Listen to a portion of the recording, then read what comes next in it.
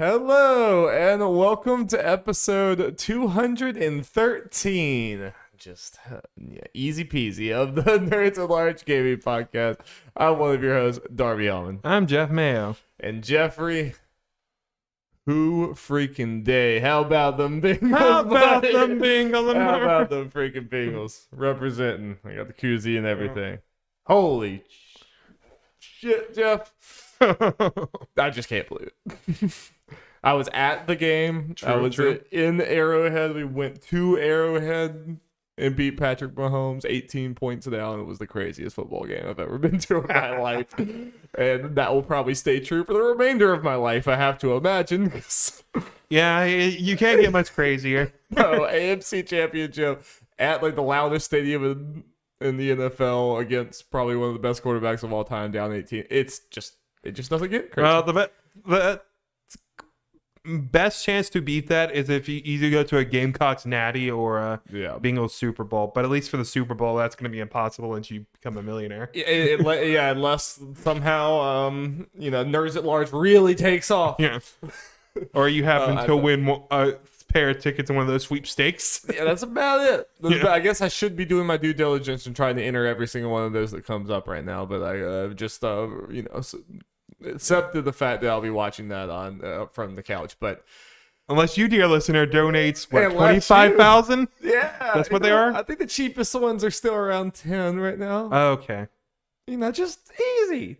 I mean, it is like, I know this has nothing to do with video games, but it is legitimately like really sad that they have like priced actual fans out of going to the championship. Yeah, for the NFL, it's like kind of a bummer, because it's mostly people who don't care. But whatever, I'll be able to watch it with you and our friends, and God, I'm so excited. Like, yep. This last month of football has just been bliss. It's been amazing.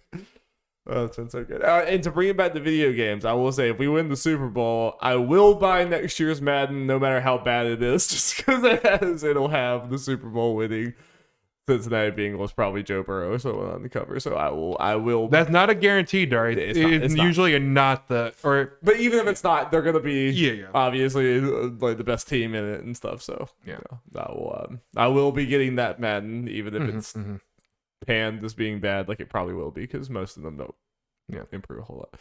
Oh, actually, I can already say with certainty it is not going to be a Bengal, because John Madden himself is going to be on the cover. Yeah. Which, he should be. He absolutely should be. I mean, that part's whatever. It's just I just remember it. When I open it up, like at least on the menu screen somewhere in there, it's going to be like the Super Bowl, and it's anything. It's like. I just can't believe they're. When you start the season, the commentators are like, the Bengals won the Super Bowl. Yes, say it again. Oh yeah. So I'm excited. I'm gonna be insufferable. I'm gonna be so stressed out when the game actually happens. Yeah. Football, it can be fun, believe it or not. After waiting 26 years, it can be worthwhile.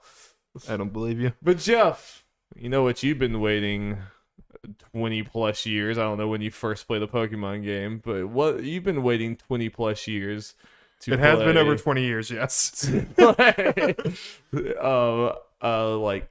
don't know, I guess fully open world Pokemon game. Yeah. Well, not fully open world, but yeah, I got what you're saying. I didn't know how that exactly worded, but this one's different. Ambitious Pokemon. Ambitious, there you go. That's the word. Yeah, Pokemon Legends Arceus is upon us, Darby. Or not upon us. We got it. I played it. I have over 30 hours in this game already. And, based on how long to beat, that should be enough to beat it. Because I looked out of curiosity just to see how different it is from me. 20 hours for main story, 27 for main plus extra. It's like, I don't believe you. That is wrong. There's some rookie numbers. What is extra in this case? the fun counts up a lot of hours, Yeah. So as far as, I guess, people know who have played it where I'm at, I am shortly after right after getting the mount in the 4th area. So the kind of gameplay loop generally is, there are 5 areas. They make it pretty clear from the beginning. In each area, you are, there are 2 lords or ladies in each area, which is a big giant Pokemon that is supposed to be very powerful. And one of the lords or ladies end up being one of your mounts, and the other one is a boss fight at the end. Very cool. Very cool. Which are very interesting because a lot of it has less to do with Pokemon battles for a lot of that, and you dodging around as your player character. So yeah, let's just make it clear because that's just a random thing I started with. This is going to be all over the place for this discussion. There's a lot about this. Well, great. No. Yeah. Absolutely. Andrew, this game's crazy.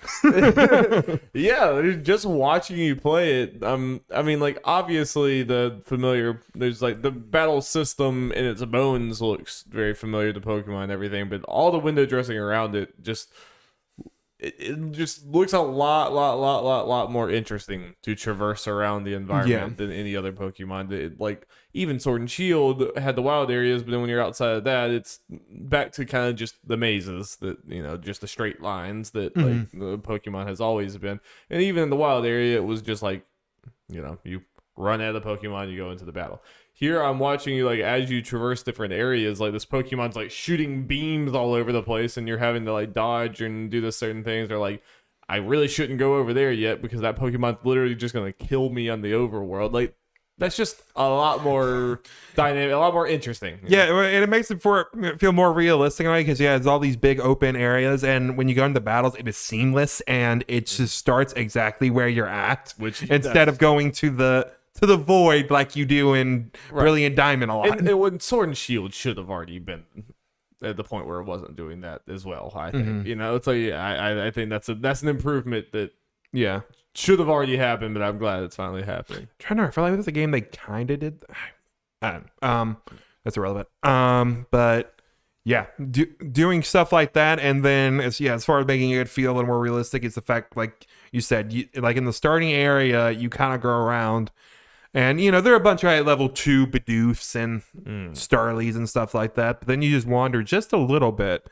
And then you find level 45 Snorlax just chilling there with glowing red eyes, ready to kill you. And if it spots you, either run towards you or slam towards you or try to hit you with a Hyper Beam. Yeah. I mean, that's just a lot more interesting than just, like, I guess if you're in a too high of a level in the other Pokemon, you just get to the Pokemon, you're like, oh shit, that thing's really high. But the fact that it's like you can visibly see, like, you see this big thing and you see its level and you're like, oh fuck. What I really like about as far as when you're looking around for Pokemon, you got to get a little close. So I wish maybe the range for this was a little more, but you can press ZL or the R2 equivalent when you're kind of locked on a Pokemon to see its level and gender and stuff. And then it will also tell you what your Pokedex level is for it. And you can it gives you an option to press down on the Pokedex button to immediately go to its page, which I like. And what I mean by Pokedex level, for people who don't know, a big part of this game, compared to a lot of the other Pokemon games where a lot of it's more battles, this is a lot more catching focus for sure. And in your goal, generally, a main goal for this is to fill out the Pokedex because God told you on your smartphone. So there are these tasks for each Pokemon, each individual Pokemon that you do to kind of level up your Pokedex level for that Pokemon. And usually when you do one, it will go up by 1 level if you complete the task or do something a certain number of times. And there's some that have a little red arrow thing next to it where it's double. Like, from I think all Pokemon that I've seen, if you catch a Pokemon, that counts for 2 points. If you catch, or at least the catching one, because some of them you can kind of upgrade based on that task, like catching a Pokemon up to like 5 or 6 times. But then it goes from like 1 time to 3 times to 5 times. So it's not just literally everyone you catch. Just like spam it, yeah. But when this page was shown in one of the trailers, people were worried that you had to fill up the whole page for that Pokemon to be done. But no, you just need to do 10 points, and it's generally very easy. And it all sounded like things that you more or less would be doing. Yeah. Anyway. There are times, like for me, when I'm just messing around and I stumble upon either, a Pokemon I may have not seen for a bit. I'm like, okay, yeah, what's my level for this thing? Like, oh, it's like 7 or 8. What do I got to do to fill up? Oh, catch it in broad daylight. So what's the importance of actually filling those things out? as far as like what you're getting for it? You're getting experience for your Pokemon. You get a bunch of stuff for that. You get money for doing this stuff, as well as you upgrade your like research points.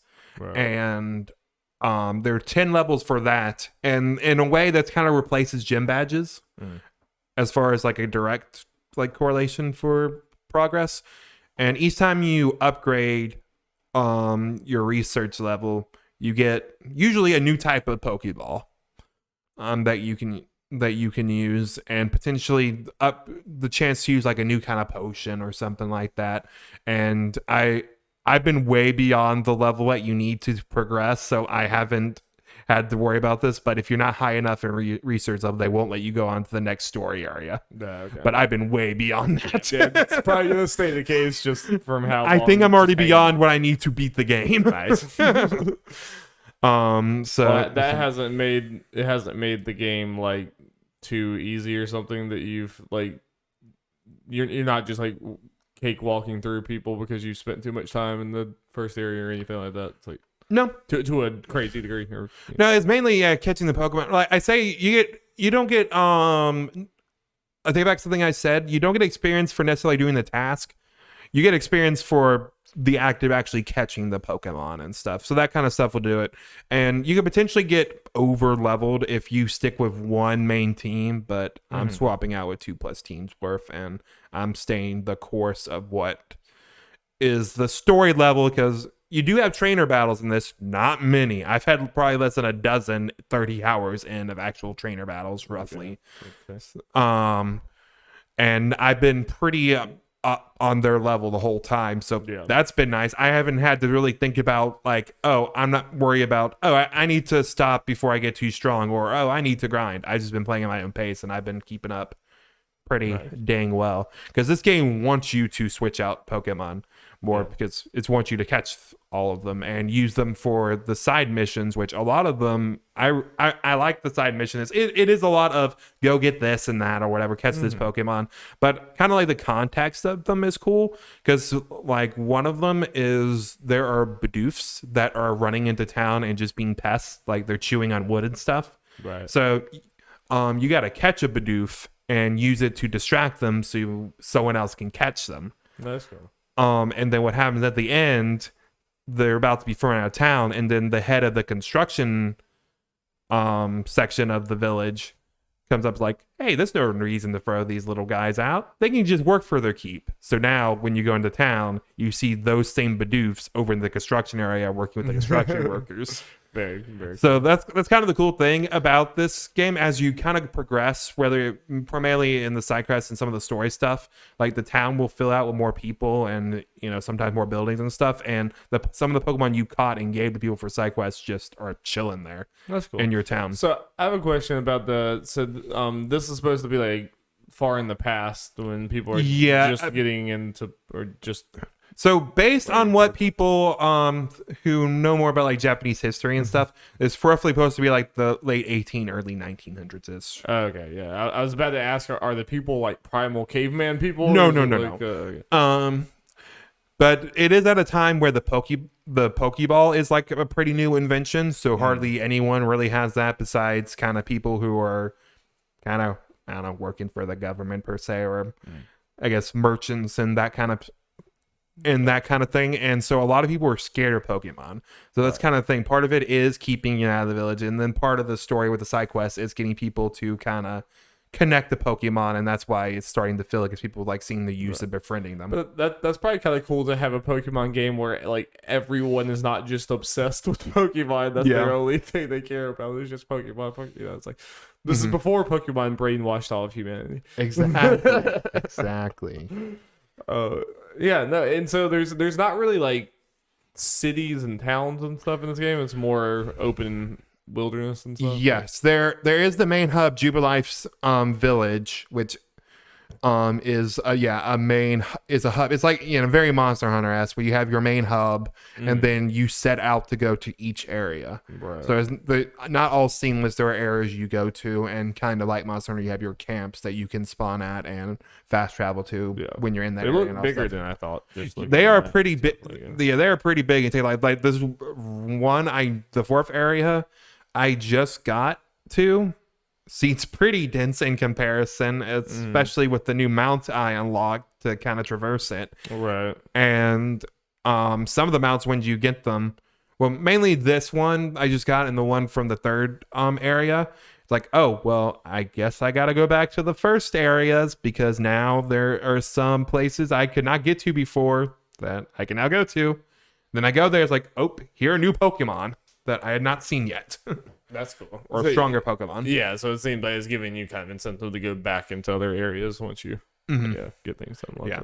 And I was worried about it going into this game as far as like fan reception and my own reception, because there isn't much to the actual world. Like, there's not much going on besides you actually catching Pokemon. Right. But like in Breath of the Wild, there's all this little shit, the shrines and all these items and weapons shit you go to. There's not nearly as many things. It's just Pokemon primarily. Right. And you do find some stuff to craft stuff, but that all goes back into catching Pokemon and kind of raising them as you want.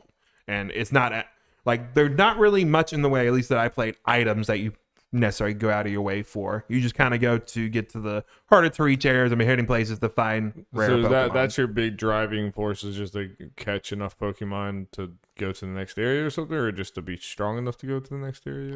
Or just catch Pokemon because you kind of want to, and go to the next area, do whatever you need to do.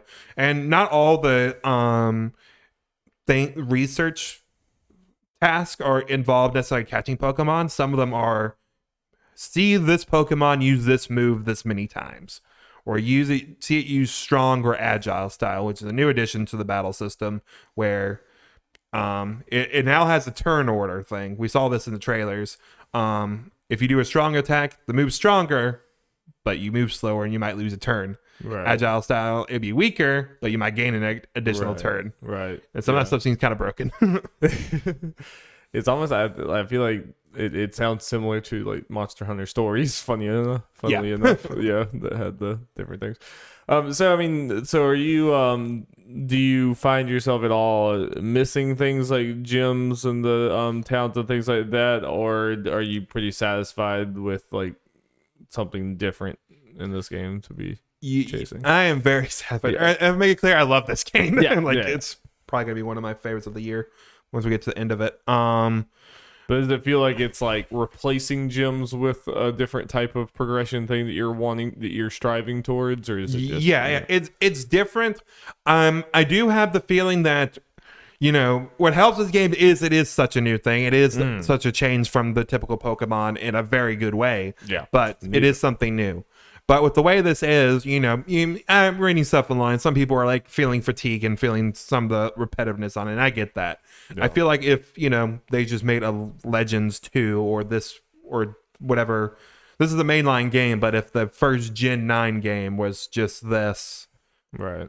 Maybe by the end of that, that's when like fatigue really sets in. I feel like the perfect version of Pokemon, or at least, reasonably, is they mix this with the kind of the stuff from the main thing. There are gyms in towns, but the in-between is these kind of areas. Right, that's the thing that I got just watching you play a little bit. I'm just like, oh, well, the next Pokemon, this needs to be how you traverse the world. It's like, this is like, I have to imagine you'd be I'm sure you still buy it and still enjoy it, but I have to imagine you'd be pretty disappointed if after this the next one is just here's your straight line routes with your bushes and stuff. All past gens have had stuff that I really like additions to them, but they haven't been like they range in how big they actually are, and then some of them are taken away. I'm like, that sucks, but it's not the biggest deal. This stuff, if they go back on a lot of this stuff, it's like, what are you doing? And it doesn't necessarily have to be as like crazy open wilderness environments, but at least the getting in between the places you're going in Pokemon, this needs to be how you like find Pokemon. Like even if they wanted to have it somewhat cut off to where there are these big areas. Like one thing I'm impressed is how fast the load is. Like when you go into the places, I've been in fast traveling. I've been very impressed with that. But yeah, if they wanted the technically kind of how like this, where the big areas are kind of sectioned off, and you don't like seamlessly go into town, but it works this way with some caves where you press A and then you load quickly into the cave. Like if they want to do that from towns to make it work, go for it. Yeah, whatever the next game is. But yeah, and So this has been a argument within the Pokemon community and just people in general that whether this is a mainline game or not. In the end, it technically shouldn't matter. But it might. Yeah, exactly. Game Freak and Pokemon Company consider this a mainline game in every marketing thing ever. With all the regular ones, Let's Go. It's a mainline game. They consider that. So that means we can't use no one can use the excuse, oh, it was a spinoff. Well, you can't expect this stuff in it if it doesn't return in future games. Like, this is a mainline game. There's no reason, when you take the step forward and you go back to just the basic things, but maybe slightly better than Sword and Shield, people have a right to complain when this takes so many steps forward in comparison to other Pokemon games. They have the right to complain anyway, just because this is just so obviously something. And then, I mean, don't get me wrong. I don't want to rain on. I think this is great. I don't want to rain on the parade at all. A lot of things we praise here are probably things elements of this that should have happened a long time ago. And that happened in other games a long time ago. Not taking away from it. It's awesome that it's here, and I'm very happy. But even just watching you play, I'm like, this is the most interesting Pokemon has looked ever. But when it comes down to it's like, I don't know. It depends on what, they could still see it as a mainline game, whatever, it's whatever their definition of that ends up being. And I could still see this thing has a different name on it. It's called Pokemon Legends. And whatever. So I could fully expect the next Pokemon 2 different versions game being in the Sword and Shield, model or whatever. I certainly hope not. And like I said, it's not one of those, regardless, people should complain about that. It shouldn't just be, well, you knew it was going to be Sword and Shield. It's like, okay, well, eventually you got to move on with your game or whatever.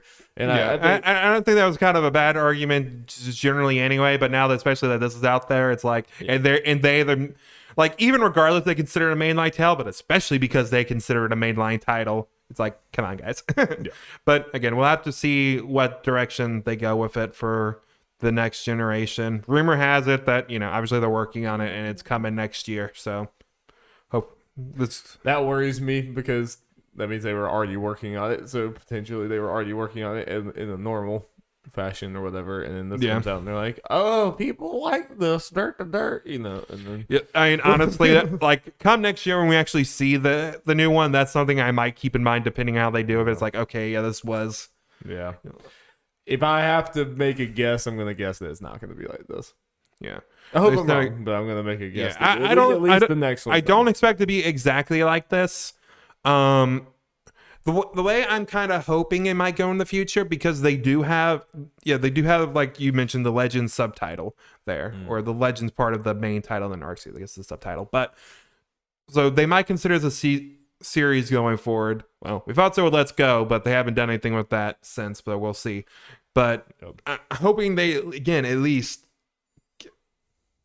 this is still obviously a thing coming from, compared to the other spin-offs, or the spin-offs, taking stuff from the games and kind of, spinning on it and taking stuff specifically from it to the game. And especially since this has connections to Pokemon Home and stuff, I'll be able to at some point take the Pokemon from this and take them to future games or whatever, or we should be able to.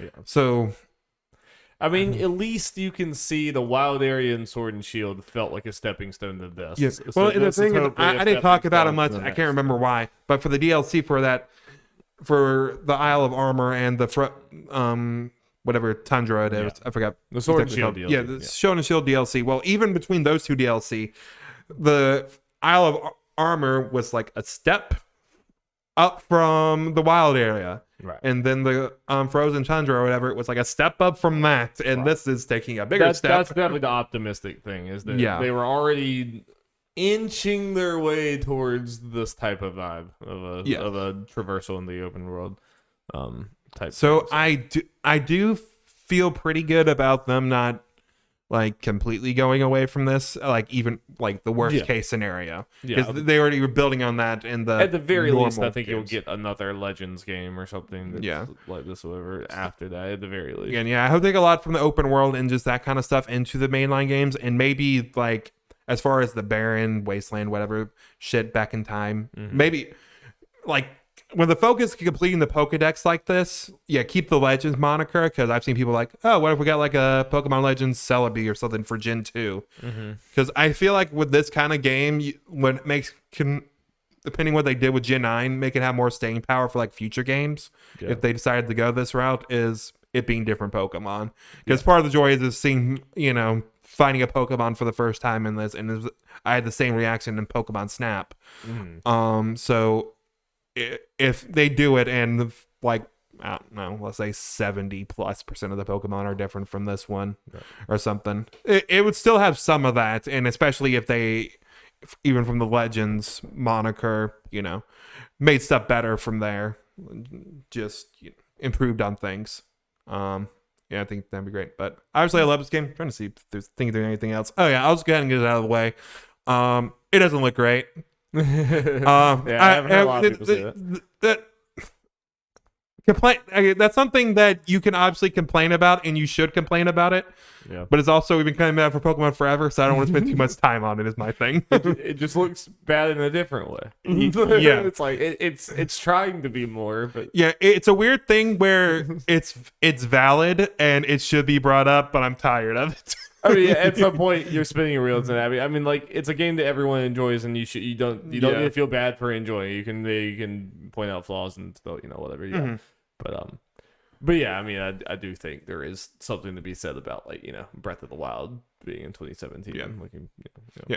I had a thought this earlier today. Obviously, there's some correlations to it, but in some ways, I think I'm enjoying this so much because it does make me, gives me the same kind of feeling of Breath of the Wild with kind of the sense of discovery. Obviously, Breath of the Wild's a lot better at it in a lot of ways, and it's more, at least the varied. Cool. But but it has the Pokemon paint over it too. Yeah, it's just kind of like, this is the.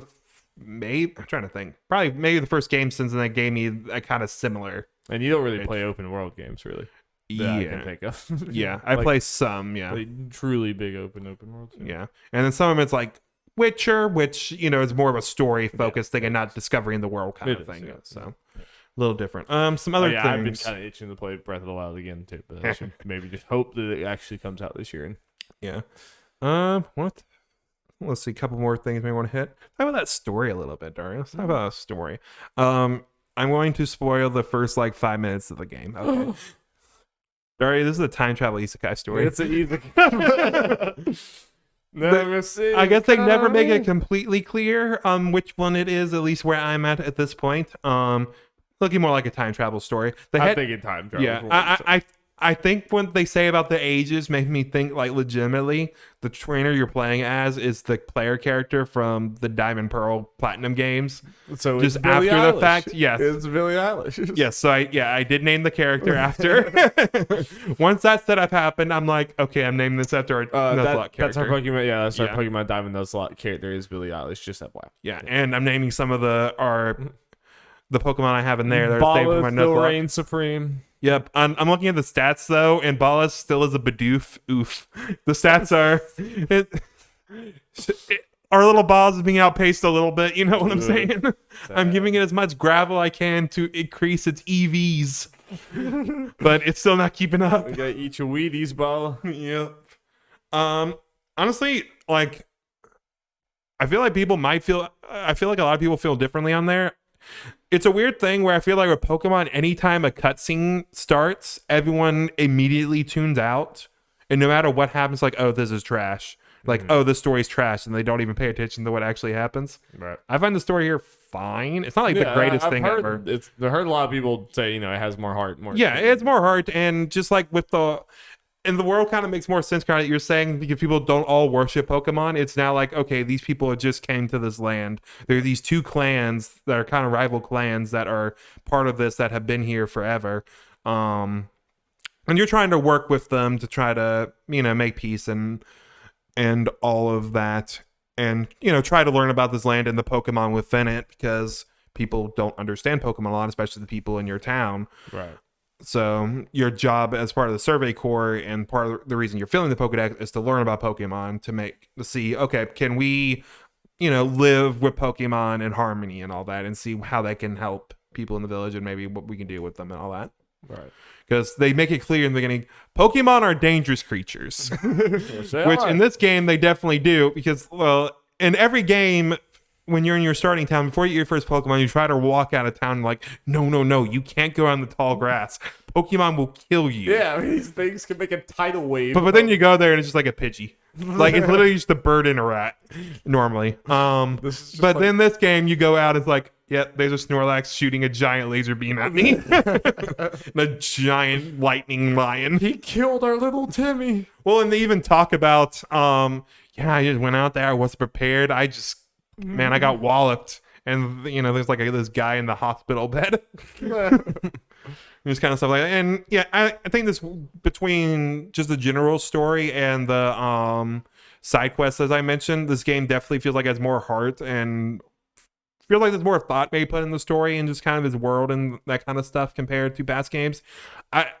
Even with the mechanics and the way the story and the world is set up, I feel like this is kind of Game Freak letting his developers a little more than normal kind of go free with things, may have a little more fun. And I think in some ways that kind of shows. Yeah. In some of the interactions with characters. And also something that I think it's fun is that most of the key characters are ancestors of characters from primarily Diamond and Pearl, obviously. That is indeed fun. Yep. And I like how they're not like in your face about it. Like, this is person related to someone you know. It's kind of like, wait, they look familiar. And then you look it up and go, oh yeah, they're related to that person. Right. And one of them didn't even hit me until they released their Pokemon. It's like, yep, it's this. She's related to this girl. Yep. That's cool. That's cool. Cool stuff for that. And that kind of stuff is fun. Another little thing I like about it, like going off of story, just fun little thing. You can throw out your Pokemon just out into the world. You can do all 6 in the one. And if you have a Pokemon out and you throw it at one of your other Pokeballs at that Pokemon, they'll just look at you and have a little conversation. And when you throw all 6 at once, it's depending on it, like it'll be look like that some of them are making fun of another one, just kind of little cute stuff like bullies. That. Yeah. And they'll take little naps and all that kind of stuff. Did you do our science experiment? The Magikarp, yes. He doesn't flop around, it floats. But so yeah, I get why they did this. So I was curious with the way they were going to do this because it wasn't actually in any of the preview. How are they going to work with water Pokemon out on land and then non-water Pokemon in the water? The way it works, well, water Pokemon on land, they just float like normal. I get it. There's not really anything to that. But what they do with the Pokemon or non-water Pokemon in the water is they have like this giant flotation device they stand on. At least I was hoping they had like a scuba suit or something. It's like, okay, at least they did something for it and not just, oh, they're just floating on the water just cause. Yeah. Like Jesus. Yep. And I sent out Ballas at some point for some reason thinking like, oh yeah, Ballas about to have a cute little float thing to stand on. Ballas is like swimming in the water, like, I got this. Right. It's like, it does evolve to a water Pokemon, so this makes sense. Nice. Very nice. So that's all fun. Also, speaking of stuff that I hope stays for the next game is quality of life. A couple quality of life changes. Mm-hmm. There's some I'm sure I forgot, but a couple main ones is you can change your Pokemon's moves at any time. Right. Because in past games, you need to go to the move relearner or some shit and then sometimes give them an item. But pointless, tedious bullshit. Yeah. Now you just do it at any time. And then you also get a move teacher that has a list of moves for, like, you click on the Pokemon, they just have a list of moves you can teach them. You pay the money, and the teacher just teaches the Pokemon moves. Nice. And that's now something they can switch between any time. Cool. You can evolve from the menu now. Normally once you've leveled up in a battle and you go post-battle, it evolves, like, right away. Mm-hmm. Now, once they meet the requirements, you go in the menu, and the little Pokeball icons glow, and you click on that. You click on them, and you click evolve. Yeah, okay. It's a cool little thing. It's not necessarily the most necessary thing per se, and I get why it might not make it over to future games, just because I get it. They want you to control it, because in this game, if you let a Pokemon evolve, you might have more trouble getting a Dex entry done. Okay. Yeah, because there's definitely been a time where I've like, oh yeah, I'm gonna evolve this Pokemon. I'm like, oh shit, I get it. Didn't get his Dex entry done. And maybe you just wanted to stay little and cute. Yeah. Like Ballas. Ballas will be a cute little Bidoof and kill God. Mm-hmm. As she is meant to. Yep. Just kind of little stuff like that. And they kind of streamline like the whole stats thing for like competitive. They're like, I mentioned EVs earlier, which kind of influence how much high a stat can go. Yeah, they streamline that where it's just a little meter thing next to each of the stats, and you can just give them rocks, and those will go up. Just shove rocks down there. Yeah, I don't know why it's rocks, but Like, it's what are they rocks. doing with the rocks? Yeah, I don't know. It's wild. And you can get more of that by mass releasing Pokemon in your box. Because you're catching a lot of Pokemon, and naturally they don't expect you to keep them all, because that's just a lot of Pokemon. I just want. I like the idea of you mass release them, and then you're just sitting here in this field with like 100 Pokemon. Yep. Like, oh shit.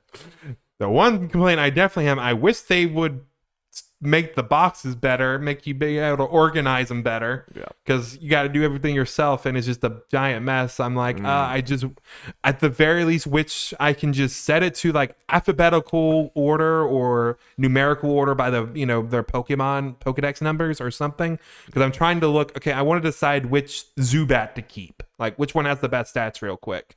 I got to look through all my boxes and see, okay, where are my Zubats, and try to get them, make it so I can look at their stuff easy. Right. It's just a pain in the butt. Well, I'm glad you're enjoying it. Yes. Overall, it's a lot of fun. Jeff. And, I'll be excited to see how you feel about it at the very end. Yep. And then I guess seems so far away, but how it's gonna rank at the end of the year for you. I'm interested in all those things. Yep. Can't wait to hear It's them. a good old fun time. And Daria, I just gotta say, just one final thing. It's nice to see that, generally speaking, people are bitching about Pokemon 24/7. People seem to be happy. They're at generally. least toning it down a bit. Yeah. It's a good feeling. That's a good It feeling. makes me happy. You know what else is a good feeling? A news jingle. Jingle, jingle, jangle. There it is. That's just warm and fuzzy. That's just bliss right there, boy. Blissey? Blissy. Sorry, one more thing. I found Alpha, which is the big version of Pokemon Red Eyes, like Chansey. I'm like, this motherfucker's big and probably the tankiest bullshit ever. I can't imagine what it'd be like if I found a Blissey. Okay. Jeez. Yep. First news. Darby, we got some more acquisition news. The acquisition wars have begun, Jeff. Oh, Darby, they've There been we begun. You got But Sony fires back. Kind of fires back, but it's not big of a shot. the Empire Strikes Back. Sony has bought Bungie, and Dari, this is going to be an interesting discussion compared to our other acquisitions. We're going to take this from multiple angles, okay? All right, yeah. Yeah. Take me all around it. Well, first thing, the main facts. Sony purchased Bungie for $3.6 billion. Billy. Which, yeah, biggest acquisition from Sony from the PlayStation side from ever. Right. Fair amount. Yeah, that makes sense. Yep. About half of Bethesda. Destiny 2 and future games will not be PlayStation exclusive. They're going to it makes sense Destiny still being on other things, but even their future stuff, because Bungie is working on a new IP. That's all going to be... It's more surprising. Yeah. Bungie will act like as an independent subsidiary. So kind of doing their own things, publishing how they want and that kind of thing. Right. The deal was 5 to 6 months in the making, apparently. And yeah, Dari, we can start the discussion there. Yeah, I mean, there's a lot to think about, like why they did this, and then also it is surprising, like Destiny and even like a next IP or something. It could kind of make sense to be multi-platform. It could almost be like a Microsoft with Deathloop type of deal. Obviously, it hasn't even been announced, so it's probably not exactly that. But it could be the type of thing like you're already making it for these for Xbox. You might have already signed some deal with Xbox to have it on theirs and ours or whatever. Fine, go ahead and do that. But the fact that it sounds like they're pretty much committing to like no Destiny games. Bungie games are just not going to be exclusive. Period. That's a little surprising to me. They're like willingly shutting that door, like just not even interested. In just right off the bat, be like, nope. Bungie's going to be kind of independent, whatever.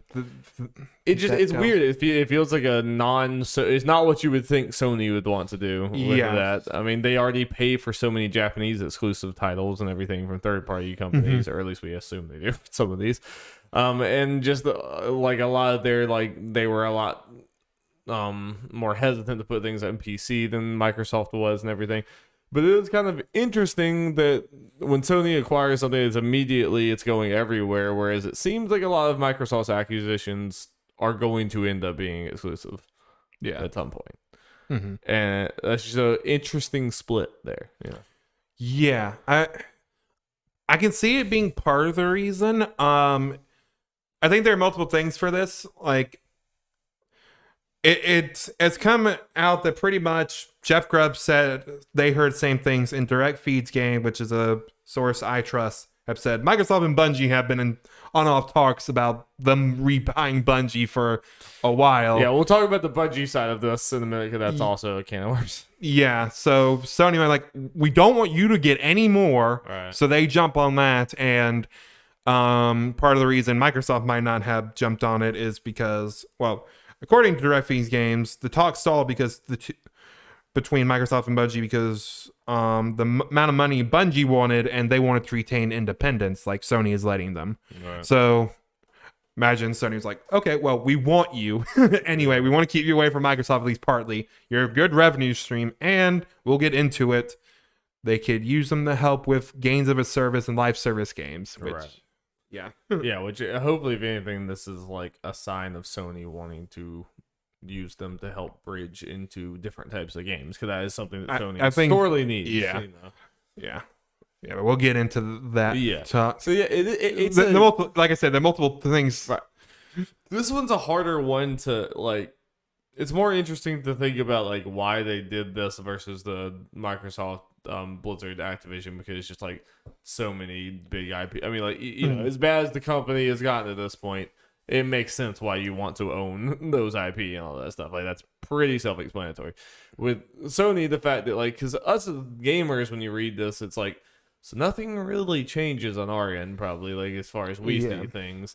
Because the game is still going to go everywhere. There might be some exclusive deals. You get bonus things for Sony, or it's going to be like on whatever Spartacus service thing. DLC might be a little earlier. Minor things like that. I think it was kind of happened anyway. Yeah, I think it was. So the minor things like that. But for the most part, it just seems like this is where is the money going? It's more of a revenue builder for Sony. Yeah. But I do feel like if it was just a revenue builder, like, this doesn't really make them compete with what Microsoft's going to be pulling in. No, especially since I'm curious. I don't know if there's been any talk about this. Maybe it might not change at all, because since Bungie is an independent subsidiary, we talked about it. Like last year, a big headline from one of Microsoft's little conferences was Destiny was going to be on Game Pass, and any future expansion was going to, if I remember correctly, was one part of it. So is that going to stay? So that definitely is kind of more like, yeah, this doesn't help you, like, from a direct Bungie standpoint, helping you against your war with Microsoft. Yeah, at least not competing with your competitors. Yeah, it doesn't really move that front at all. So it makes me think that's not why they're doing it. And I do almost feel like it has to be like, the revenue is obviously part of it, but I have to feel like maybe the primary reason is whatever that last part means. The fact that they're, or I don't know, yeah, not there, but the fact that they might be using their software, using their expertise and stuff like that to build into other type of things. Because, like, yeah, it seems more like you just want Bungie as smart and good developers that's covering a blind spot of yours to help you in the future, more than it is to I'll bring that up leverage here. them in any way. During Sony's quarterly earnings call, they confirmed that they plan to launch 10 service games by March, or 10 live service games by March 2026.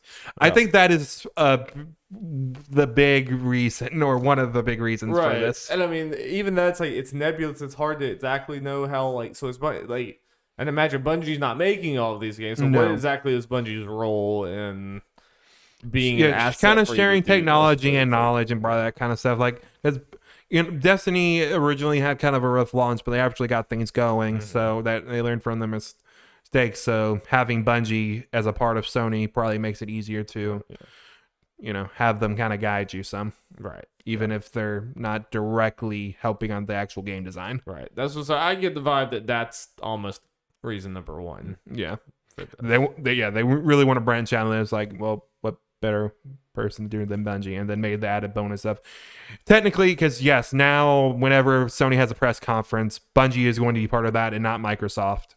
Yeah. You have to imagine. Yeah, I mean, I guess there is the yeah. added bonus of just we get this so that you don't. It's like buying the property in Monopoly you don't really care about, but you know that someone else is about to fit. Someone else is about to buy all of first-person shooters, so you're like, well, shit, we're gonna. And sorry, I'm gonna throw it out here. It's obviously funny that Microsoft just bought the original PlayStation mascot, and Sony just bought the Halo creators. I mean, yeah, they're the creators of their iconic mascot. Yeah, it's what put Xbox on the map. Yeah, for both studios, the other one owns it now. So it's just like, or part of it. Fine, then we'll take shares. Yeah, it is the trajectory. And all right, so now should we move on to the trajectory of Bungie? Just it makes no sense. So it's very strange. Yes. I do want to say one thing as far. I just realized Microsoft, for both of those related properties and studios, Microsoft owns those IPs, and Sony owns both the studios for Halo and Crash, the original ones. That is very interesting. It's just funny, for sure. So they can make Balo and Trash. Yes. Microsoft, make a new Banjo game. Oh, God. Okay. Yeah, the trajectory of Bungie is weird. I don't have exact dates, but I'm sure everyone listening to this knows it. They're owned by Microsoft. They left. They popped champagne bottles. They then got bought by Activision. After a while, they left, which was like 2-3 years ago. Not that long. No. Yeah. Popped champagne bottles. They were celebrating in the streets. They were fucking happy, saying, we're going to be independent forever. Now we're here. And they're bought again. And they were looking to maybe get bought by the first company that they had already got away from. Yeah, so and that's the weirdest thing. Like, the Sony thing can make sense by itself because again, based on everything we're seeing, they get kind of complete independence as far as like decisions and stuff. Obviously up to a point, but then just more general financial backing and yada yada yada.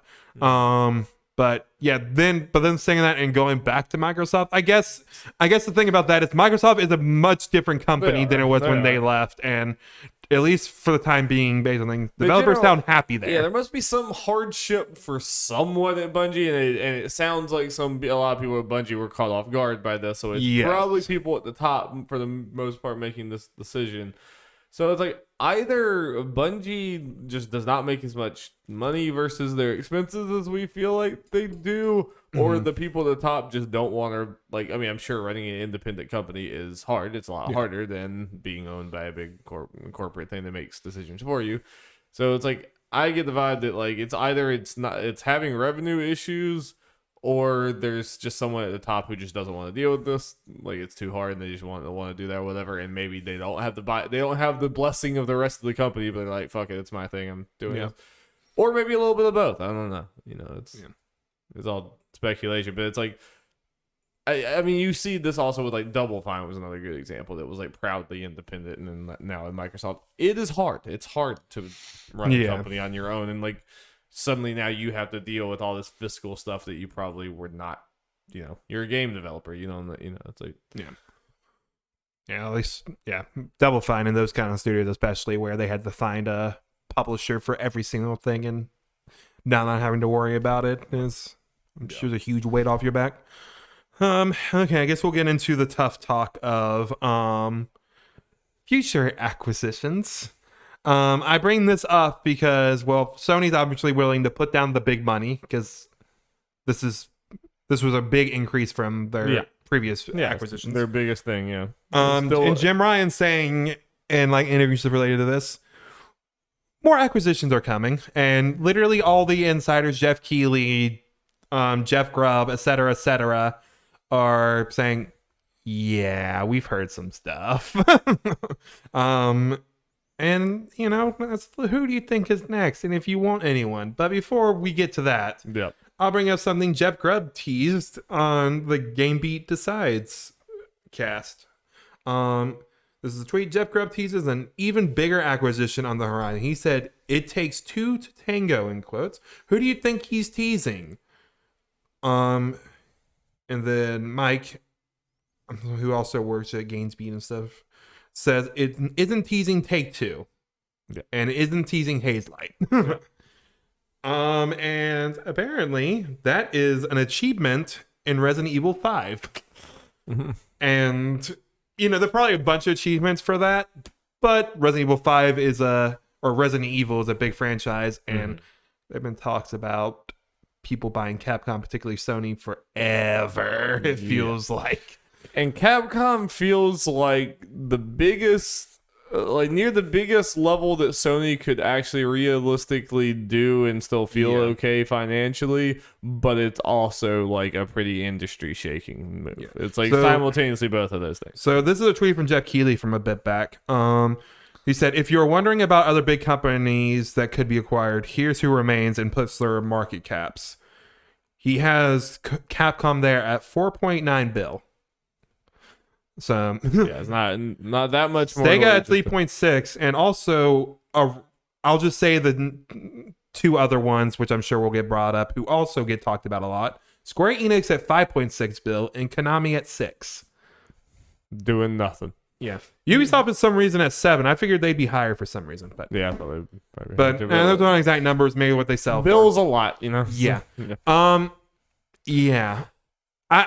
So we've had mixed feelings, obviously, about the other ones. Capcom would be one of those acquisitions, and like Square and stuff, and Sega, where I'd be like, this absolutely sucks. Because at least with Activision and Bethesda, we've talked about it, and we seem to share this opinion that at least industry-wise, it definitely sucks, and consumer-wise, it sucks, but at least for the actual people and potentially the things for their games, it's probably a positive. They needed a hole to dig out of, and this is a kickstart for that. But Capcom at this point is not. The only thing that's weird about this for me is that like a few years ago, Capcom was in dire straits and shit was bad or whatever. You think that was when it would happen? Right. I was about to say, like, that's when I could understand them being like, okay, we don't want to go under. Please, someone buy us. Capcom's on top of the world right now. This is probably the best Capcom has been in their existence, I would have to imagine, just with like everything is Monster Hunter World became their best-selling title a while ago. Like overnight. And I think its sales doubled since they reached that point. Right. And Rise is about at the point where we were like, oh, Monster Hunter World is its best-selling title of all time. Right. Iceborne is close to that on its own. Right. Monster Hunter alone, even discounting the Resident Evil revitalization and everything, is already enough to be like, yeah, this company's doing fantastic. Yeah. So I mean, I guess you could argue both ways. Either like we're doing fantastic, so we can make a lot more money off of getting sold now. You could argue that or whatever. But you could also argue that we're doing great now. We're fine by ourselves. We don't need to be sold. I mean, so I guess it depends on decision making there. So like you could argue that it's like, yeah, so they're probably worth a lot more now than they were a few years ago. So maybe that's why they would do that. From Sony's perspective, you can afford it. Fuck yeah. I mean, it makes sense if you're Sony. I mean, that gives you several IP that unfortunately I have a feeling if you go by Capcom, you're not going to do this Bungie thing. I think this is Bungie wanted to be independent, and you want you want to honor them, and you're more using them to help you with other things. I might be wrong, but I just don't see you getting Capcom. I feel like if Capcom or Square were bought in the same way, it would be similar to whatever's going on with Bethesda. Yeah, I agree. Like, it will be a big part of their branding. Like, they will be using the names Capcom and Square Enix in all their marketing. Yeah. But they will technically be under that umbrella. Like, where it's sounding like Bungie is a little more outside of the umbrella compared to the other acquisition recently. Yeah. And Activision Blizzard sound like it might be a little similar. Yeah. Like I would expect some, like it might be the same thing where like existing projects that are being made now, they're going to be multi-platform, will continue to be multi-platform and things like that. But like I feel like there would be at a certain point, it would be Resident Evil 9 exclusive to, it's like things like that. And I could be wrong. I feel that. I kind of feel that. Now, you know what acquisition I do want to happen somewhere? Konami. Someone buy Konami. Or at least the IP. Just buy the fucking IP. Anything could be better. Even if you make it exclusive. They can keep the pachinko machines in Yu-Gi-Oh! That's fine. It's like, I mean, even like fucking Google Stadia. Buy them. At least someone will be making a game. It's like someone will be doing something. I don't want that to happen. But, Yeah. that particularly to be the one who buys them. But Like if Microsoft or Sony buy, I think that's the one where most people are like, yeah, you can buy Konami because they're no one's using their IPs. no, exactly. At least there will be a game made. Yeah. That one I'm fine with. Square and Capcom, you can stay away. Capcom does. I mean, I know he's straight up hinting it, so that's why probably especially. But like, I feel that. Yeah, and as far as I know, Jeff hasn't said it's not Capcom, you dinguses. Like I feel like he would. Yeah. So oof. So let's prepare for that headline. That breaking news segment. It's gonna be a bummer if all of these do actually become exclusive, and then it's just really like this industry starts getting split in two, where it's like you feel like you need to. Especially if, like, the big thing I'm worried about, at least with Xbox, is they put everything on PC and I don't have to worry about that as much. If Sony buys these, do they continue to do what they do? And it's like, you might get it a year later, you might get it 4 years later. You don't know. And it's like, God, My hope is, because I'm not going to go over all the numbers for it, but in this earnings call, they mentioned and this seems to happen every single time a company does this. They're like, "Oh man, our PC numbers are amazing." Whoa! It's like, yeah, maybe you just do that from the start. Atlas as well. Don't get me started. But I like how we always go to Capcom. But I also mentioned Sega. Is someone gonna buy Sega? Yeah. Is someone gonna own Persona? I mean, PlayStation already feels like they own it. Yeah. And Sonic. Yeah. Yeah, I am very curious. Like in this hypothetical scenario, if Sony buys Capcom, does Microsoft feel like they got to buy one of the other giant or bigger Japanese third parties just to kind of feel like to kind of compete because they're already because they're making ground and kind of coming back in that a little bit like. They're getting all more of the games day one, all that kind of stuff, and having all these marketing deals and stuff. So I doubt they would hate to lose that. Yeah, I mean, it's weird with some of these like Capcom and Square and Sega.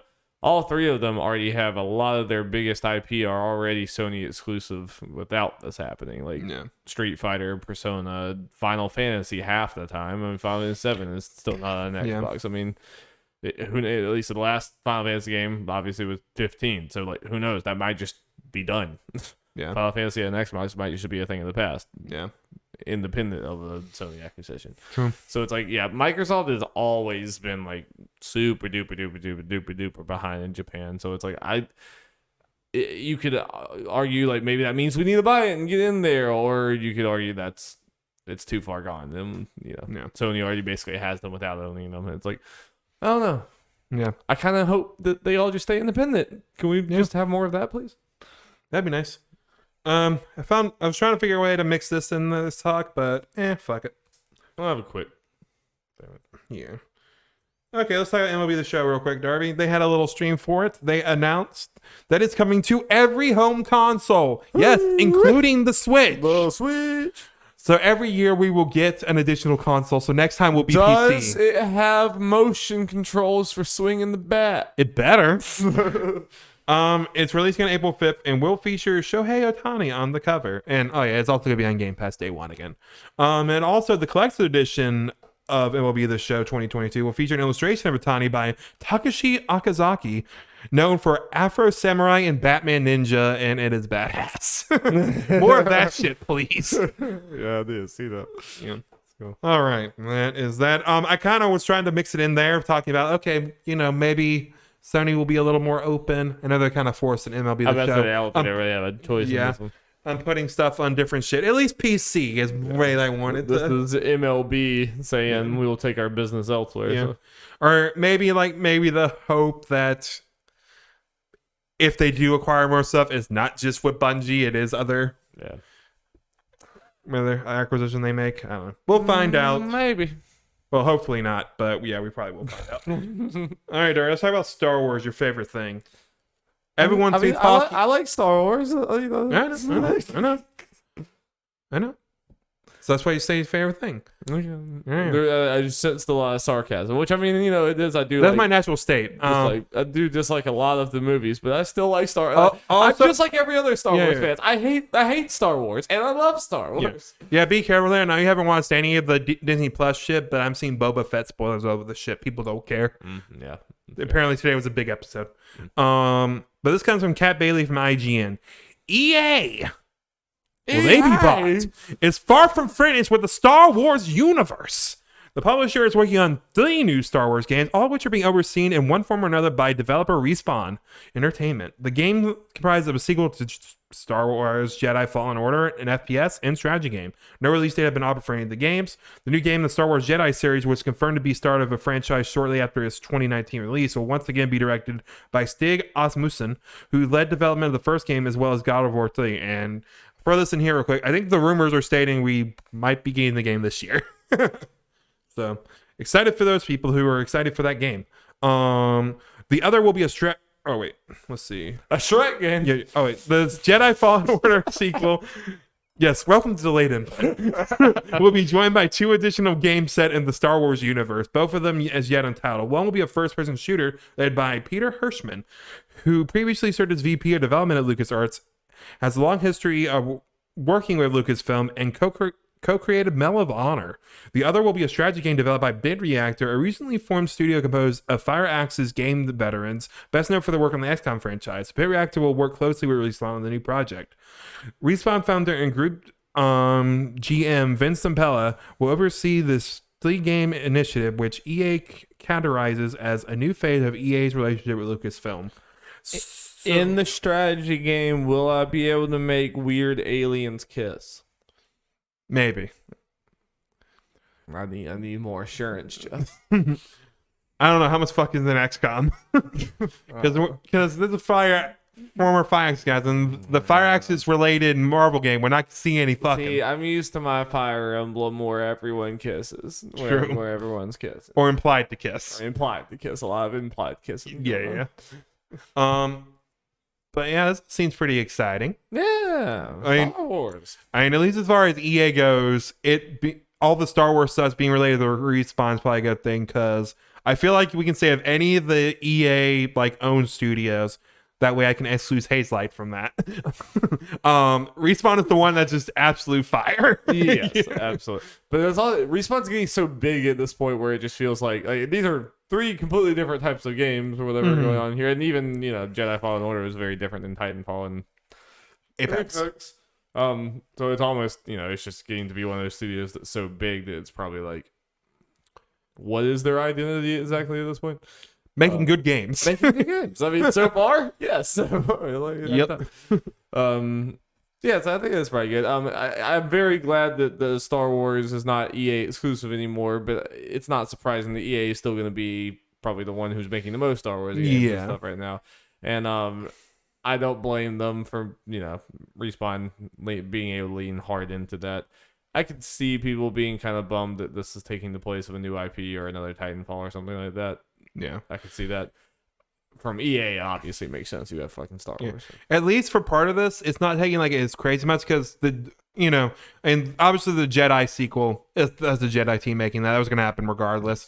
The first-person shooter, I'm not sure how much is actually being done from the Respawn team in general. Mm-hmm. I'm not sure for Peter Hirschman if he was currently at Respawn, did they hire him, or does he have a team they're just kind of working with? Because with the strategy game, they're working with Bit Reactor. Bit Reactor seems to be mainly making the game, right? But I said, is it really Respawn at this point? At that point, yeah.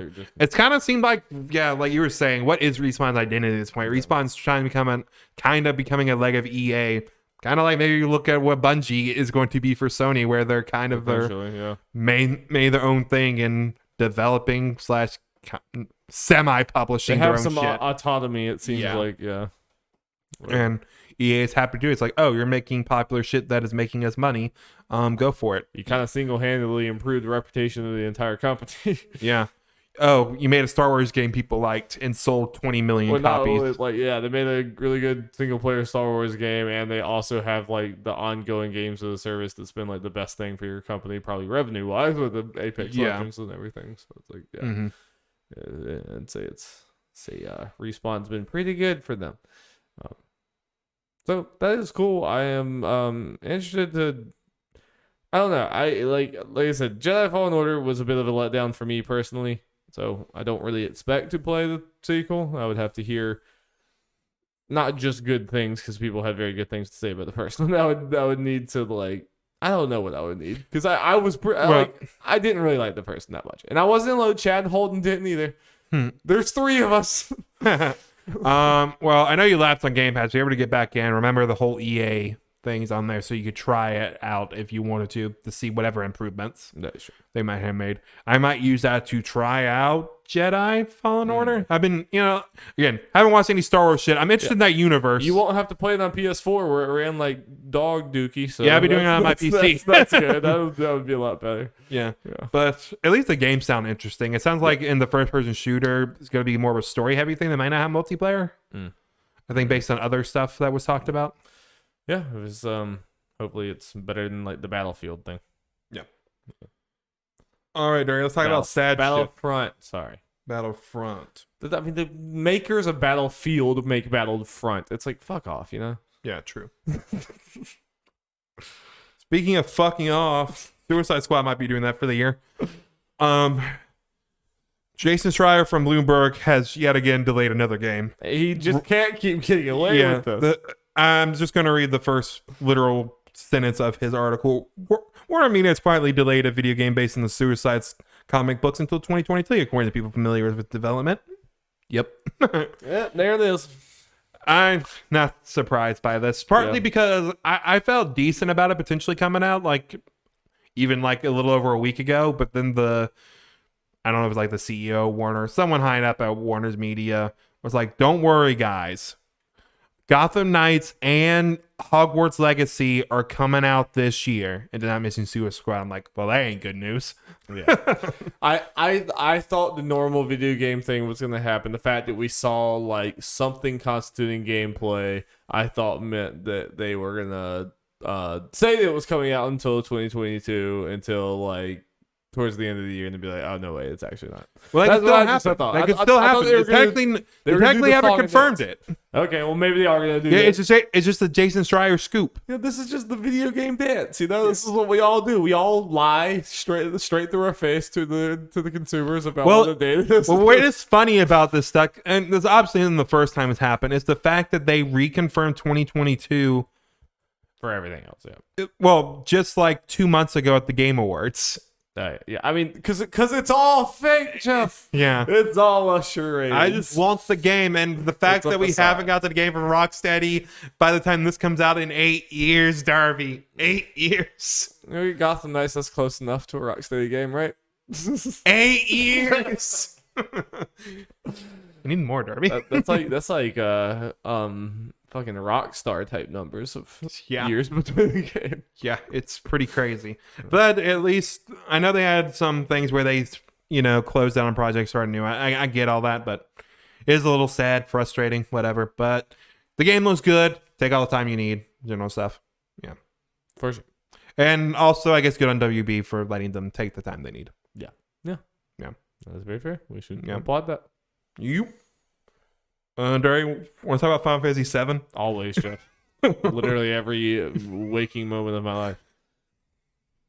So on the toilet, I was like, I could be talking about 7 right now. All right. This comes from Andy Robinson from Video Game Chronicles. Speaking during an anniversary event held to celebrate Final Fantasy VII 25th anniversary in Japan today. FF7's original director, Yoshinori Kitase, said it was his intention to reveal the first details on its remake. I'm only 26. Yep. First details on its remake sequel during the anniversary year. Quote, we are hard at work at Final Fantasy VII Ever Crisis, so please look forward to that. In addition, with regards to long-awaited Final Fantasy VII Remake Part 2, there will be more information. this year if we can, he said in translation for VGC provided by Push Dustin. Asked if he was sure the sequel would be revealed this year, Katase replied, well, yeah, we just started the 25th anniversary of Final Fantasy VII, so we want to celebrate and get fans excited. So within the next 12 months, we want to share some information. Look forward to more information. Look forward to January 2023. Yep. Within the next 12 months. And they also kind of confirmed in stuff that more 7 remakes are look to be on the way. Or it's in the remakes, spin-off, sorry. More 7 spin-offs. Besides what it's announced. Obviously, I'm going to check out Ever Crisis. I think Ever Crisis could be really cool. It So- also could be a bust. I don't know, you know. So. Something I saw people be upset about. I don't know how you feel about this necessarily. It sounds like they did show some Ever Crisis stuff or gave a little more details. They are going apparently in chronological order of the Final Fantasy VII timeline. And some people are pissed because that means they got to wait a while to play Cloud and get to the actual 7 story part. I mean, I'm more interested in the non-7 story parts because we've played the 7 story parts more. You know, I want to see what the fuck Advent Children, the video game, is. Well, we got Dirge of Cerberus. Well, that stuff is going to be at the very end. I know. That's what I'm curious what they do with Crisis Core. And Crisis Core, yeah. I mean, and before Crisis. Yeah, Crisis Core and before Crisis is the way. I mean, we can all agree that's the way more interesting part of this than. Most people would disagree. From what I've seen, that's weird. I agree. Yeah, but that's the thing that you can't really readily. I'm curious about this whole thing because again, it kind of looks like what we saw. They are in a way doing with the FF7 like we expected a remake to potentially originally be.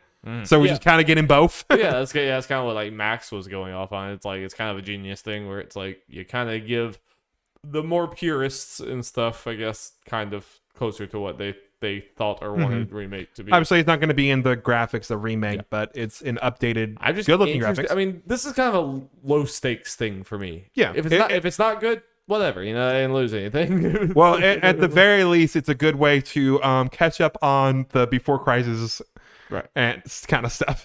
Yeah. And Crisis Core stuff. I never played Crisis Core. And I'm 7 super fan, but it's like the only way you can play it right now is still on the PSP, right? Like, you can't even play it on a Vita. Right.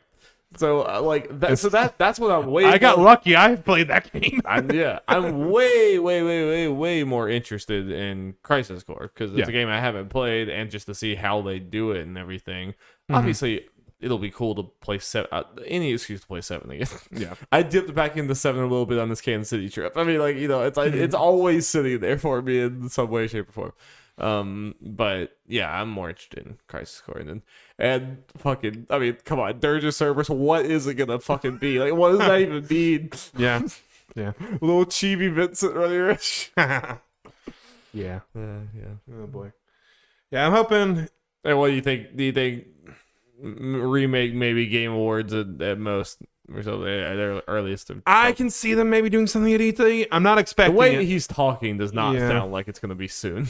Yeah, like soon within the next 12 months, but yeah. There's a chance, but I would lean Game Awards time is what I would lean. Maybe TGS or TGS. Yeah, which I guess is not that much after. But a couple months is a long time in game. It's very true. Yeah. I thought there's also a very good chance we don't see this thing until 2023, despite what he said. But I want to believe. I am we've talked about it, but I am very curious how long like Remake 2 takes them to make, because obviously Remake 1 took a little bit, but that had a whole bunch of issues, and they got all the engine stuff done. So I'm hoping relatively quick. Just make it great, but also freeze my body so that I don't have to wait for it. Exactly. I'm doing both those things.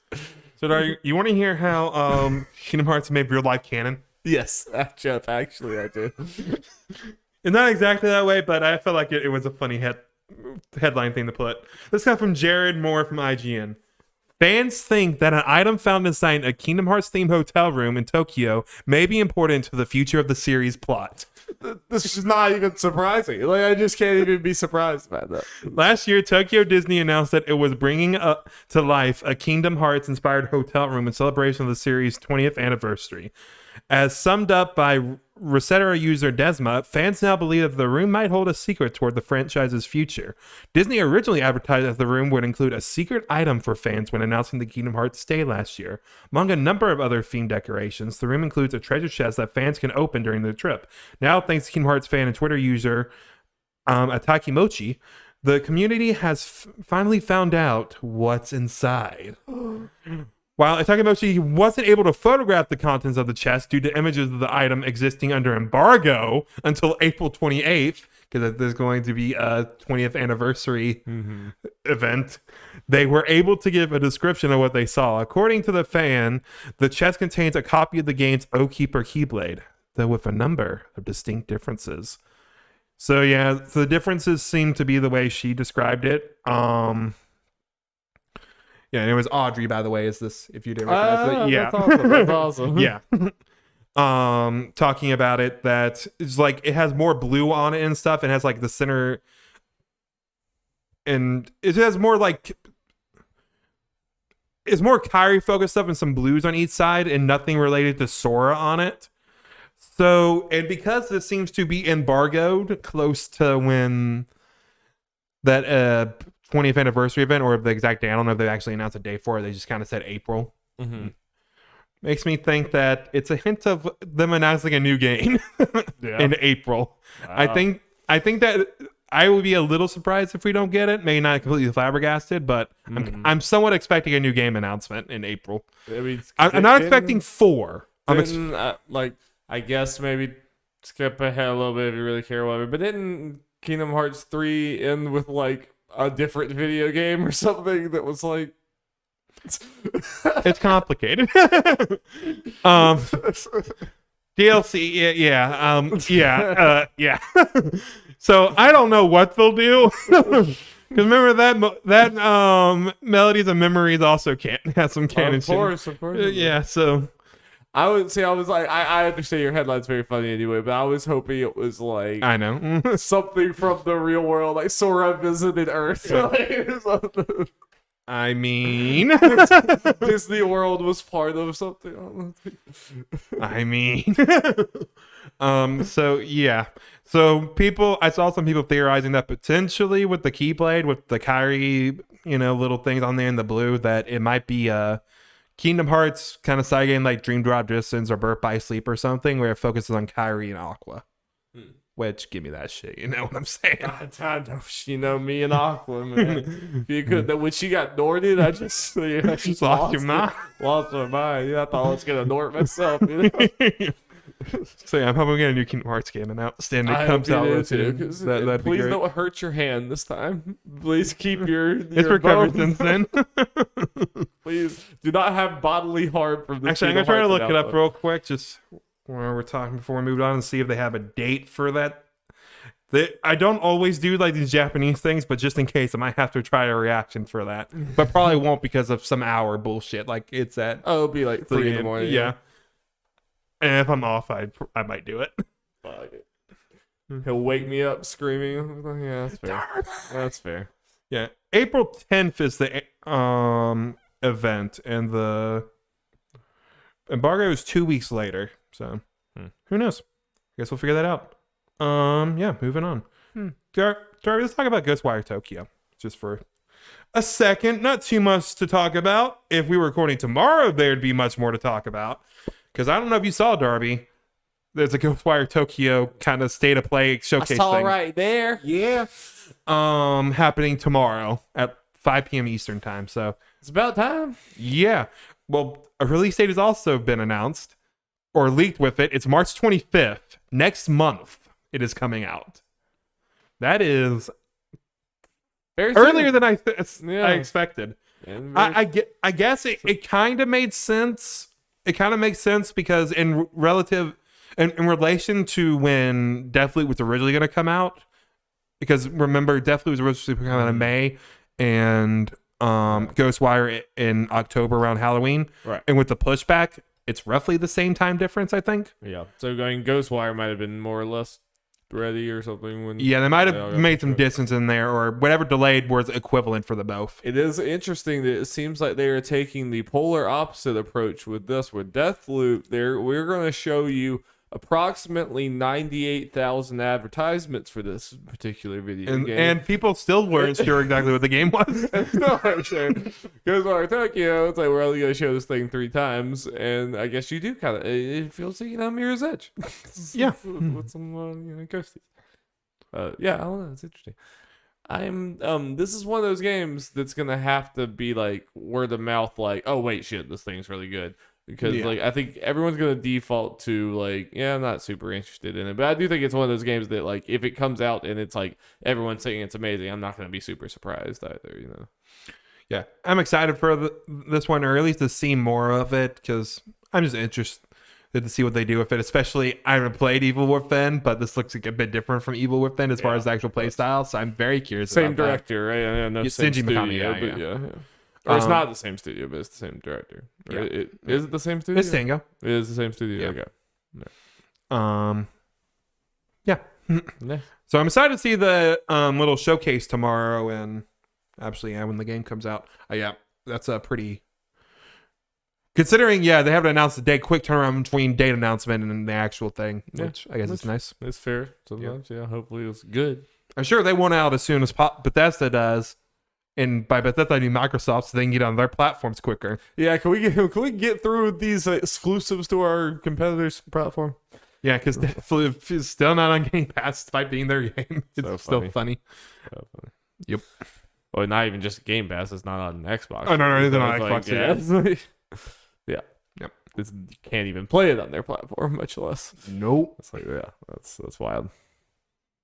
All right, Darby, it's time for other news. Other news. Honestly, I got to this part quicker than I thought, considering how long Pokemon talk. Yeah, same. But, hey, nothing wrong with that. Nothing wrong with that.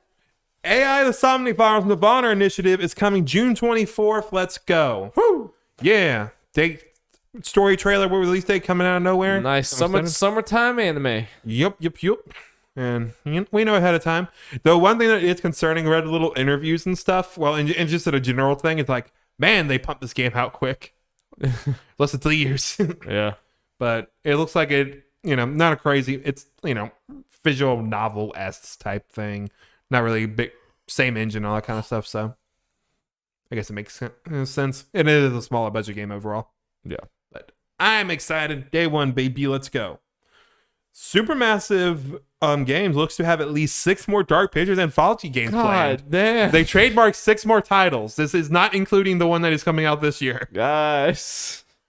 They are all in on this. Why are they so all in on it? I don't understand. Like, at least you can make the same type of game, but just a different branding, I think would probably help you at this point. I agree. And like it's a thing where technically, because of the kind of games they make, would probably be the same. It probably wouldn't actually change the name. Yeah. But from a marketing standpoint, I get what you're saying. Yeah. There are probably a lot of people that are like, well, I miss these couples, and like I don't want to just jump in here. What I'm saying is superficial and dumb, and I'm not even saying like I get it or whatever. But like at some point when there's this just thing that just keeps coming and coming and coming or whatever, and then they haven't really caught on. They haven't caught on really. Yeah. And at this point, it feels like you have missed the boat, and I feel that way too. And there's no way you have too, for sure, whether you know it or not. Yeah. We're not jumping on these, and I think a big reason of that, it just feels whenever Dark Pictures things comes up, it feels like something that's like, oh, well, they're like fucking 5 entities or whatever. And I know they're separate. Yeah. But my mind is immediately like, oh, Dark Pictures goes into I don't care about this news. Yeah. Well, I was gonna say, I agree with you there. Obviously, whether I thought about it or not, got to that point because I just watched the Easy Ally stream the most recent game, right? And for some reason, did get me get more open into going to future games because it looked good. I bet you if they came out tomorrow and said we're done with Dark Picture anthologies, here's the Witch of the Clown Princess, the Witch of the Cloud Princess. And it's just a fucking it's just horror. There's a late person in the woods attacking you, and you're scared, and it's the same as that fucking thing. But they're like, we're done with our Pictures anthology. We would probably pay attention more because we're dumb humans. And they're like, that's just how this would go. I will at least say for me, and this will make me potentially influence you guys. Now that I saw House of Ashes and I saw the, like the Allies' reception of it being like, oh, this is just much better than the previous, even if they were fun in the group setting. If I won't watch the stream right away, but hear what they have to say, and if they say similar things to House of Ashes or say it improved, I will probably push more like, hey guys, let's play this. Yeah, and I believe you, they're good. I don't feel like. I know nothing about Man of Medan or the second one. Just House of Ashes is the one. I just don't. I feel like at this point, no matter how good these things are, they're not going to catch on. For this whole Dark Pictures anthology to be able to go this many games deep, you needed a hit at some point, like commercial hit. Yeah, and I think because you haven't gotten to that at this point, it's time to abandon ship. Personally.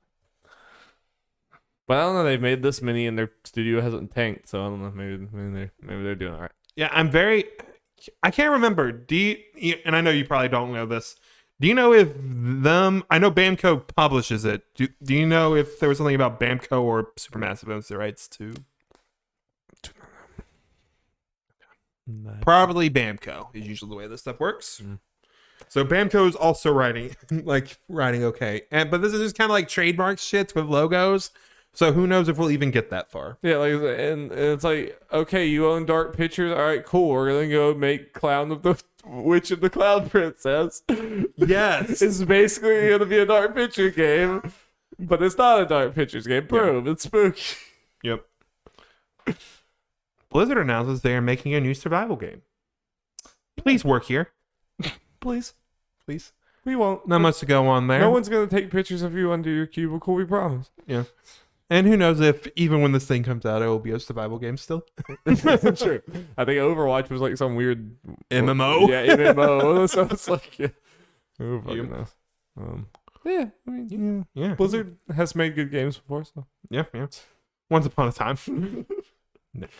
It Takes Two is apparently getting a movie and/or TV adaptation. Yeah, this doesn't immediately spark joy, but. To be fair to It Takes Two, most of the time when I see video games getting movie or TV adaptation, it hardly ever sparks joy. Yeah, no, this is very true. Very true. It's just like, I feel like the story is very cute, but I feel it's probably going to be best experienced in the game. It's like, I don't know if the narrative's going to be strong enough to make it, but with the right writers and stuff, I could see it. I feel like there's a chance for this. I can even see them potentially if they wanted to. Like, winner of Best Family Game, It Takes Two. If they even made it more family-oriented. Brutal murder of a childhood icon. I mean, like, legitimately, I think if they take that stuff out and make it actually more kid-oriented and just go off the idea and everything, they could make a pretty cute kids movie, even if it's not the craziest thing. I don't think they'll go that route, but I think you could see they have like arcs because the game had so many different settings and stuff. Yeah, and do crazy things with animations and just do stuff that spark your imagination, and the fact that they're turned to dolls is something whimsical. It's charming, and I could see it going depending how they do it. I could too. Yeah. But I'm glad that this is such a success for them that they're getting offers like this. And it's like, that's cool. Let's go. Ubisoft's Battle Royale game Hyperscape will be shut down, I think, in April. You could have told me that happened like 3 months ago, and I would have believed you. When I saw the headline, I was like, what the fuck is Hyperscape? I do remember it coming out. And then I looked at it, it's like, oh yeah, it was this shit with Twitch integration. It's like, oh, this seems neat. I did think it looked decently cool, and I thought there was a chance that it took off and got popular. But with Battle Royales, you can have a really good game, and if it just doesn't catch on, it can just die. It's like, that's just how this shit can work. And it's hard to predict which ones will and which ones won't. So I think it was telling that I completely forgot about this game. I'm sure they showed it off for 2 seconds at their Ubisoft 4 or whatever we watched this past thing, but even that was a while ago. So they've stopped this for a while. I know they paid a bunch of Twitch streamers to act like they liked it at first, and that was a controversy.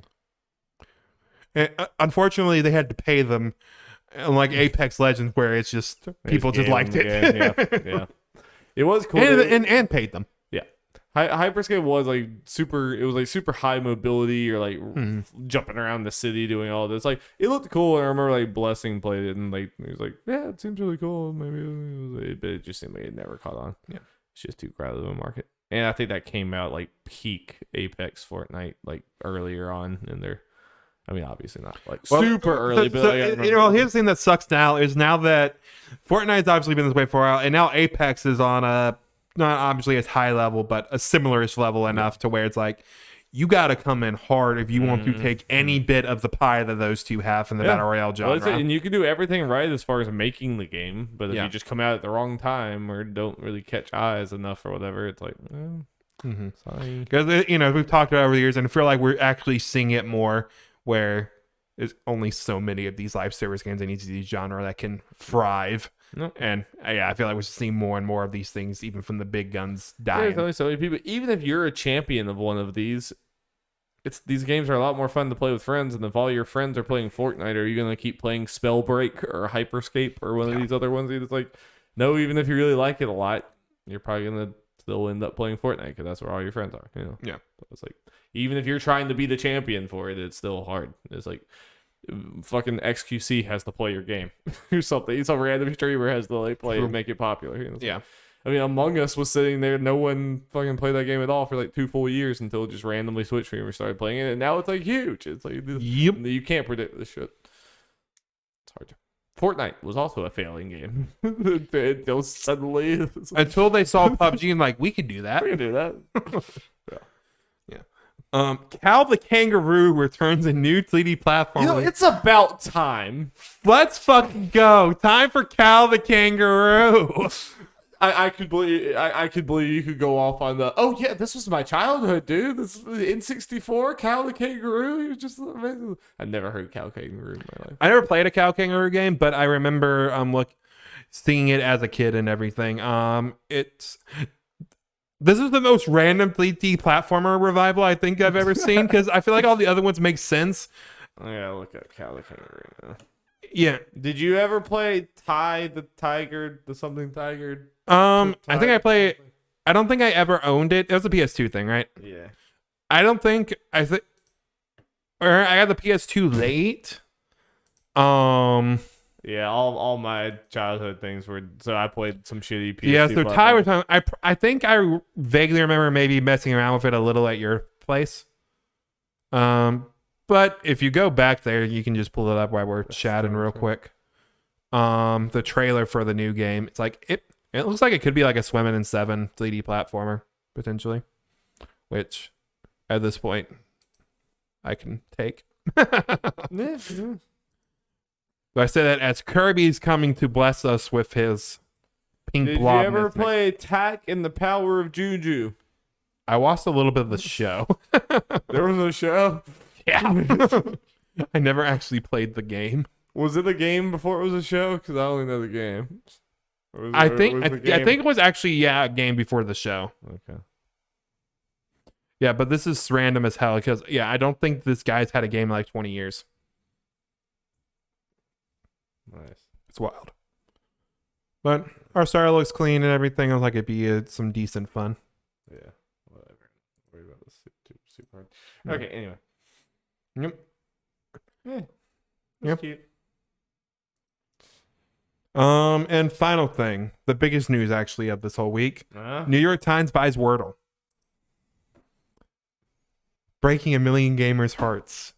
But the bigger part of it is that they're apparently making it paid, right? Oh yeah. So the fact that so New York Times throws a bunch of money in the toilet.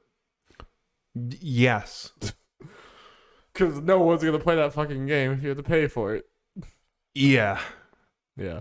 Yeah. But I'm happy for the guy who made Wordle. Good for him. Oh yeah. No, get your money, man. Get your money. New York Times, I think it's stupid, but Get and their statement like it'll be free for now, but Like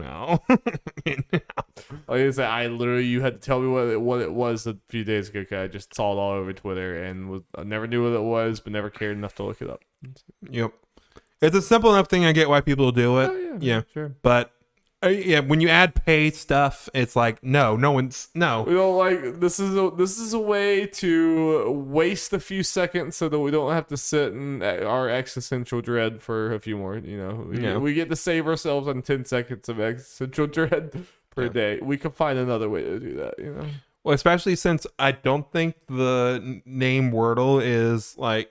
I think I saw the name Wordle isn't actually copyrighted. That's a fucking Pokemon. So first off, True. And the idea of Wordle isn't actually something that's unique. Mm-hmm.